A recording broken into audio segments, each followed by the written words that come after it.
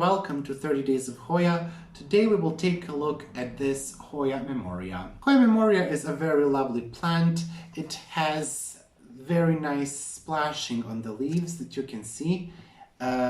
This one does have a bit yellow here. I tested out putting this Hoya outside under my porch or under the roof really. It was too much light for it.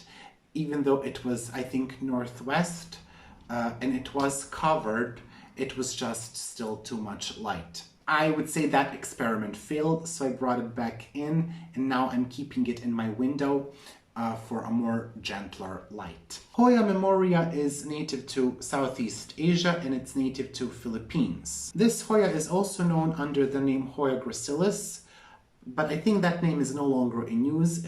I think the official name is Hoya memoria. I received this one last year in September. It was a small rooted plant, possibly about this size.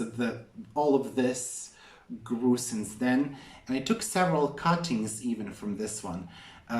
So it's a very, very good grower. I did keep this one in northeast facing window throughout the summer, and it did grow well there. I didn't have any issues. So I think this Hoya will definitely be satisfied even with gentler light. Towards the winter, I moved it in a hanging basket and I moved it under my LED lights or off to the side of the shelf. The way that setup works is the LED lights are kinda in the center of the level, and then this was hanging off to the side, and it still grew a lot during the winter. It did not flower for me yet, and I am expecting that it will flower this summer. Unfortunately, when I brought it outside, the tip of the vine dried off here, but that's okay. I took a cutting several weeks ago from one of these vines, and it already started to branch out. So this is a very good grower, so this doesn't really worry me. And I think the reason this dried off is because it was just hot outside and I possibly didn't water enough. I wasn't staying on top of that. So in the end, I decided it's best to bring them in where I can keep an eye on them and I can stay on top of watering and they don't get the sunburns. The mix is my regular Hoya mix with bark, ceramis, perlite, leca, coco peat, and general potting mix. And I would say I check it every 7 days or every 10 days. This Hoya also doesn't really show signs of being underwatered. So the only thing that you will notice is, ooh, the top of the vine is gone. So that means you probably underwatered it. I try not to underwater my Hoyas, at least not underwater them severely, let them dry out for too long, because then the roots can get damaged, they can die off, they can die back, and then the vines will die back as well. So I try to keep them slightly moist. I do let them dry out a bit, but I don't go overboard with that. For this Hoya, I use orchid fertilizer with seaweed fertilizer.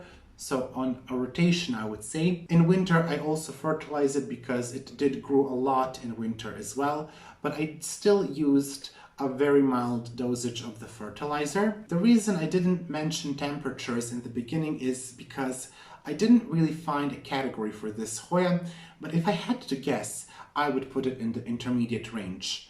I had it outside and it was definitely lower than 20 and the Hoya was fine. The vine dying back is more of the issue of not watering enough and getting dried out. But other than that, this Hoya was perfectly fine in temperatures under 20 degrees Celsius. I don't think it's a cool growing Hoya, particularly because it's native to Philippines. I don't think it gets very cold there, but I think you shouldn't have issues if your home is around 20 degrees Celsius or 19 or 18. I think that's perfectly fine. You will be able to grow this plant. Of course, when the temperatures are higher, I believe that the growth is faster, but you shouldn't expect any issues in terms of temperature. I don't think this is uncommon or rare or anything like that. It's just that the interest in Hoyas wasn't very high before. They weren't really in demand, and now they are. They're kind of getting more popular. But don't go too crazy because I don't want them to be expensive. or not too expensive. I do see this offered sometimes throughout the Europe in more of a specialized nursery that has somewhat uncommon plants, not really rare, but you will be able to find this one. I don't think it's too difficult to find it. So it's really not a plant that you should struggle finding, and it's very, very easy to keep. I would even recommend it to someone who is just beginning with Hoyas. Thank you for watching. This was our Hoya Memoria, and I will see you in our next 30 Days of Hoya.